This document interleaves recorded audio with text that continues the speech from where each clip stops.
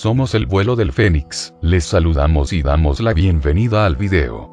Shambhala. La búsqueda del poder. En su camino a través de los desiertos de Mongolia en 1921, el escritor y refugiado polaco Ferdynando Sendowski presenció un extraño comportamiento de parte de sus guías mongoles. Deteniendo a sus camellos en medio de la nada, ellos comenzaron a rezar con gran seriedad mientras un extraño silencio caía sobre los animales y todo alrededor. Los mongoles más tarde explicaron que este ritual tenía lugar siempre que el rey del mundo en su palacio subterráneo reza y averigua el destino de toda la gente sobre la tierra. De diversos lamas Sendowski aprendió que este rey del mundo era gobernante de un reino misterioso pero supuestamente muy real, Agarthy. En Agarthy, le dijeron, los doctos panditas, maestros de artes y ciencias budistas, escriben en tablillas de piedra toda la ciencia de nuestro planeta y de los otros mundos.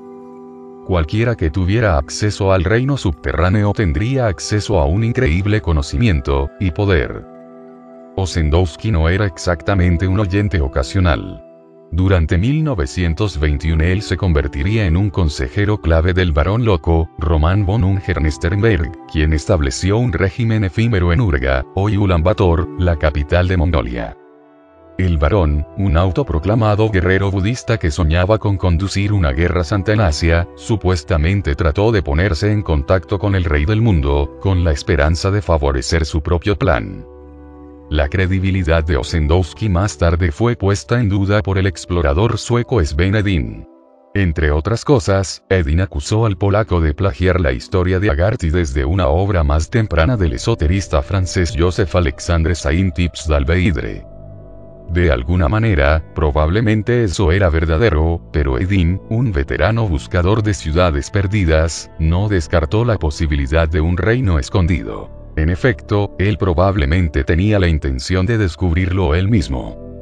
En cualquier caso, Sendowski no inventó la historia de una fabulosa tierra oculta en alguna parte en, o bajo, la inmensidad de Asia Central, ya se llamase Agarthy, Agartha, Shangri-La, o, más comúnmente, Shambhala.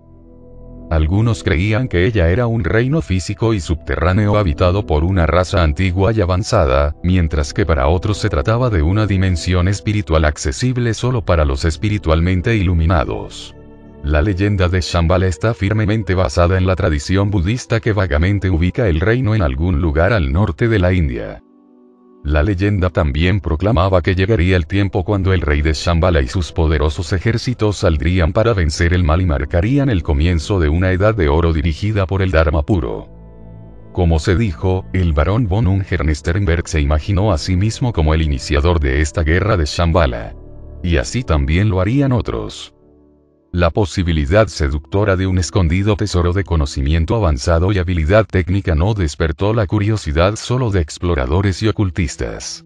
Las ventajas prácticas que se ganarían al tener acceso y al explotar tal conocimiento no pasaron inadvertidas para ciertos políticos y funcionarios de inteligencia, sobre todo en la Rusia soviética.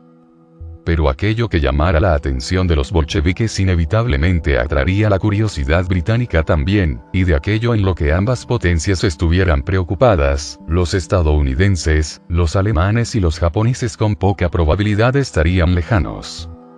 Este video se concentra en las actividades de 3 hombres, 2 rusos y un estadounidense. Alexander Vasilevich Barchenko, el llamado maestro bolchevique de lo oculto. El artista místico explorador Nicholas Roerich. El hombre a menudo citado como el modelo de la vida real para Indiana Jones, Roy Chapman Andrews, mientras que, hasta donde se puede afirmar, ninguno de los 3 jamás se encontró con los otros, todos estuvieron involucrados en expediciones que recorrieron los desiertos de Mongolia y los altos valles del Himalaya en busca de civilizaciones perdidas y del hombre antiguo. En el caso de Barchenko y Roerich, el objetivo específico era Shambhala. Estas exploraciones eran solo la punta de un iceberg clandestino de intriga y agendas ocultas que incluían sociedades secretas y un ejército de espías. Solo quién estaba haciendo qué y para quién, y por qué, permanece incierto. Barchenko nació en Elets en 1881 y manifestó un temprano interés en lo paranormal.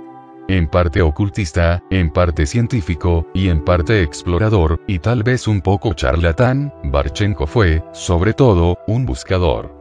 Sus intereses se concentraban en la recuperación del conocimiento perdido de una civilización prehistórica, remanentes de la cual él pensaba que todavía podrían sobrevivir. Fue en la Facultad de Medicina, 1901 a 1905, que Barchenko fue atraído hacia círculos masónicos y teosofistas y sus doctrinas esotéricas. Uno de sus profesores estaba relacionado con el ya mencionado Saint Tips d'Alveidre, y por ello presentó a su alumno la leyenda de Agartha Shambhala. Las obras de d'Alveidre también promovían la doctrina mística y política de la sinarquía, un sistema supuestamente perfeccionado por los habitantes del reino escondido. Aproximadamente definido, sinarquía significa el gobierno mediante una sociedad secreta o élite iluminada. A finales del siglo XIX, la idea fue recogida por otro ocultista francés, Gerard Encausse, mejor conocido como Papus, quien la combinó con otra corriente mística, el martinismo, para formar la cuasi-masónica Ordre Martiniste et Sinarchie. Durante 1900-1905, Papus visitó Rusia, donde estableció células de su nueva orden e incluso reclutó miembros entre los Romanov. Más intrigantes son las sugerencias de que Papus simultáneamente funcionó como un agente de influencia francés para contrarrestar la intriga alemana entre la élite rusa y, más secretamente, fomentar la revolución social. Un socio de Papus más tarde afirmó que el martinismo era el germen del sovietismo. Antes de la Primera Guerra Mundial, Barchenko emprendió una carrera como periodista y escritor. Al mismo tiempo, él se integró a la orden martinista y la orden cabalística de la Rosa y la Cruz. Su interés siempre creciente en lo oculto llegó a incluir la quiromancia, el tarot, la alquimia, la hipnosis, la energía radiante, la astrología y la telepatía. En 1911 él escribió un artículo para Priroda y Ljudi, Naturaleza y Gente, acerca de la transferencia de pensamiento. Su producción literaria incluía 2 novelas fantásticas. Dr. Chernyi, Doctor Negro. Ismrak, Desde la Oscuridad. Su alter ego literario, el Dr. Alexander Nikolaevich Chernyi, había pasado años en la India y el Tíbet estudiando el conocimiento arcano a los pies de misteriosos Mahatmas. Barchenko soñaba con hacer lo mismo. Después de un breve servicio en la Primera Guerra Mundial, Barchenko volvió a Petrogrado, antes llamado San Petersburgo, donde se movió más profundamente en círculos ocultistas. Un autoproclamado maestro del misticismo oriental que frecuentaba Petrogrado en ese periodo era George Gurdjieff. Si Barchenko tuvo contacto directo con él es incierto, pero él era conocedor de las enseñanzas de Gurdjieff, y los dos estarían vinculados de curiosas maneras en el porvenir. Mientras que Barchenko dio la bienvenida al derrocamiento del zar Nicolás en 1917, él no se agradó de los bolcheviques de Lenin. De todos modos, para ganarse la vida en el ambiente post-octubre, comenzó a dar conferencias sobre asuntos esotéricos a los marineros revolucionarios de la flota báltica. Él usaba Shambhala como un ejemplo de una sociedad comunista primitiva, la que había sido parte de una prehistórica gran federación universal de pueblos.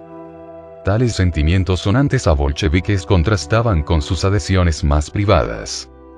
En la sociedad esfinge Barchenko se asoció con martinistas, teosofistas y pacifistas cristianos que eran enemigos absolutos del poder soviético. Él más tarde admitió que el grupo cobijaba a sectores conspirativos de los guardias blancos y cooperó secretamente con antibolcheviques militantes como Boris Savinkov. Savinkov, por su parte, conspiró activamente con agentes británicos y franceses, entre ellos con el as de los espías Sidney Reilly, que ayudó a tramar un intento fallido para derrocar a Lenin en el verano de 1918. Un resultado de aquel complot fracasado fue el Terror Rojo, una ola de represalias sangrientas encabezadas por la policía secreta bolchevique, la Checa. De este modo, cuando Barchenko recibió una citación judicial a la oficina de la Checa de Petrogrado, en el otoño de 1918, eso fue un signo siniestro. Sin embargo, él encontró allí a un grupo de compañeros martinistas y estudiantes de lo oculto que no tenían ningún interés en pegarle un tiro por su calidad de contrarrevolucionario. El más importante de estos chekisti era Konstantin Konstantinovich Vladimirov, un autodescrito psicografólogo, quien haría mucho para promover a Barchenko y sus ideas dentro de la dirigencia soviética. En la superficie, parecería que Vladimirov reclutó a Barchenko como un informador en los círculos ocultistas, pero las cosas pueden no haber sido tan simples. Las propias lealtades de Vladimirov son cuestionables. Él pronto estuvo implicado en el caso de dos británicos, Harold Rainer y G.H. Turner, arrestados por una supuesta participación en el asesinato en agosto de 1918 del jefe de la P checa, Moise Yuritsky. El ejecutor real había sido un seguidor del mencionado Boris Savinkov. Más interesante aún, Vladimirov y sus compañeros aparentemente arrestaron a los hombres equivocados. Entonces, en vez de ser ejecutado, aquel de alguna manera se las arregló para evadir la justicia bolchevique y volver a Inglaterra. Finalmente, Vladimirov llegó a estar románticamente involucrado con la viuda del segundo inglés, una mujer también identificada como espía británica. Debido a eso, él se vio expulsado de la Checa, pero de alguna manera logró ser reintegrado. Sin embargo, en 1927 Vladimirov fue nuevamente detenido y por último fusilado como un espía inglés, exactamente como su protegido Barchenko lo sería una década más tarde. De este modo, reclutó Vladimirov a su socio ocultista para espiar para la Checa en 1918, o fue él incluso entonces un agente británico que reclutó al mentalmente afín Barchenko para otra conspiración más secreta. Otra interpretación es que algunos insisten en que Vladimirov era idéntico a otro agente clandestino, Yakov Blumkin. Que ellos fueran uno y el mismo es manifiestamente falso, pero Blumkin y Vladimirov se movieron realmente en los mismos oscuros círculos en 1918. Por medio de aquellos mismos círculos, Blumkin también llegó a conocer a Barchenko. Así, hay razón para sospechar, si es que no algo más, que Blumkin era otro doble agente británico. Como un miembro supuestamente renegado de la Checa, él asesinó al embajador alemán en Moscú en julio de 1918. Sin embargo, como Vladimirov, él pronto encontró su camino de retorno a la buena voluntad de la inteligencia soviética. Un año después del fallecimiento de Vladimirov, sin embargo, Blumkin enfrentaría un pelotón de fusilamiento como un conspirador trotskista. Barchenko también encontró amigos en la Academia Soviética. Con tal apoyo, durante 1921-1922, él condujo una expedición a la remota península Kola, al norte del Círculo Ártico, donde encontró antiguos petroglifos y estructuras megalíticas. Esto reforzó su creencia en una avanzada civilización prehistórica vinculada a la misteriosa Shambhala. Ya en 1920 Barchenko buscó permiso para montar una expedición científico-propagandística en Mongolia y el Tíbet para buscar la Shambhala roja. La recuperación de su antigua ciencia y sabiduría, él argumentaba, ampliaría la influencia de Moscú a través de toda Asia. Esta temprana presión fracasó, aunque puede haber influido para que Moscú enviara a dos marineros bálticos, antiguos alumnos de Barchenko, en una misión secreta al Tíbet a principios de los años 20. Al mismo tiempo, Barchenko fundó una logia masónica llamada Edinoe Trudovoe Bratstvo, o la Hermandad del Trabajo Unida. La nueva hermandad incluía a Vladimirov y numerosos otros miembros de la Checa actuales o antiguos. Estrechamente asociado con la Edinoe Trudovoe Bratstvo, si es que no un miembro formal, estaba Yakov Blumkin, de vuelta en su cargo como un agente especial de la inteligencia soviética. El nombre de la logia tiene un curioso parecido con un grupo anterior formado por los seguidores de Gurdjieff, la Edinoe Trudovoe Sodruzhstvo, Asociación del Trabajo Unida, y al menos un miembro prominente de la Edinoe Trudovoe Bratstvo, Shandarovsky, era un devoto de Gurdjieff. Otro vínculo puede haber existido mediante el escultor soviético Sergei Merkurov, que era primo de Gurdjieff. Curiosamente, a Gurdjieff se le atribuyeron lazos con la inteligencia británica, e incluso se le acusó de que él había servido durante años como un agente británico en Asia Central y en el Cercano Oriente. Lo que es indiscutible es que entre los alumnos de Gurdjieff en la Rusia prerevolucionaria estaba el compositor inglés Sir Paul Duques, un hombre cuyos intereses incluían no solo a Gurdjieff sino también el budismo esotérico y el Tíbet. Duque se unió a la MI6 durante la Primera Guerra Mundial y durante la mayor parte de 1919 encabezó la red británica de espionaje en Petrogrado. ¿Podrían Barchenko y Vladímirov haber estado vinculados a esto? Por lejos el hermano más importante de la Edinoe Trudovoe Bratstvo era el pez gordo de la checa Gleb Ivanovich Boki. Boki, un veterano bolchevique, tenía una participación igualmente respetable en el ocultismo. Entre otras cosas, él era un miembro prerevolucionario de la Orden Cabalística de la Rosa y la Cruz. Curiosamente, su ascenso en aquella orden fue aprobado nada menos que por Alexander Barchenko. Más curioso aún, Boki se hizo cargo de la checa después de la muerte de Uritsky y él manejaba ese negocio cuando Barchenko fue reclutado a fines de 1918. Sin embargo, ambos hombres más tarde juraron que ellos nunca se encontraron sino hasta principios de los años 20. Boki admitiría que para él la revolución murió con Lenin a principios de 1924. La creciente desilusión lo llevó a oponerse a Stalin y apoyar los planes de Barchenko, planes que, él admitió, incluían el espionaje. Hacia 1924 Boki asumió el control del Spetsnaz, Departamento Especial, el nuevo nombre de la Checa. Este equipo manejaba códigos e incluía un equipo de élite, la sección séptima, que investigaba asuntos paranormales que iban desde el hipnotismo y la percepción extrasensorial hasta el hombre de las nieves. El Spetsnaz también guardaba los llamados expedientes negros, los archivos personales de los líderes soviéticos, que incluían sus perversiones sexuales e, indudablemente, cualquier asociación con cosas ocultas. Además de la curiosidad personal, Boki tenía un incentivo práctico para dedicarse a la investigación paranormal. La comunicación telepática ofrecía un medio perfecto para enviar y recibir mensajes de agentes en el extranjero. Igualmente, lo que hoy llamamos visión remota ofrecía la capacidad de espiar al enemigo imperialista sin dejar Moscú. Abrir los secretos del hipnotismo y del control de la mente tenía una aplicación potencial en la técnica de la propaganda. Para explorar tales asuntos, Boki puso a Barchenko a cargo de un laboratorio especial de neuroenergética dentro del Instituto de toda la Unión Soviética para la Medicina Experimental. Con todo, el objetivo primario de Barchenko y la Edinoe Trudovoe Bratstvo era establecer un contacto directo con Shambhala. Para este objetivo él explotó la ayuda de Boki e hizo causa común con otros grupos esotéricos, siendo el más notable la Gran Hermandad de Asia. Él cooperó con al menos 2 miembros de la hermandad, un lama tibetano, Naganaben, que afirmaba ser un representante directo de Shambhala, y un funcionario mongol, Kayan Kirva, futuro jefe de la policía secreta mongola. En aquel papel, Kirva trabajaría codo a codo con Yakov Blumkin. En la primavera de 1925, gracias al acceso de Boki a fondos secretos, la expedición a Shambhala parecía lista para partir. Boki escogió a Blumkin para encabezar los intereses de inteligencia secreta de la expedición. Pero el plan encontró oposición. Oscuros rumores pintaban a Boki como un degenerado peligroso que bebía sangre humana.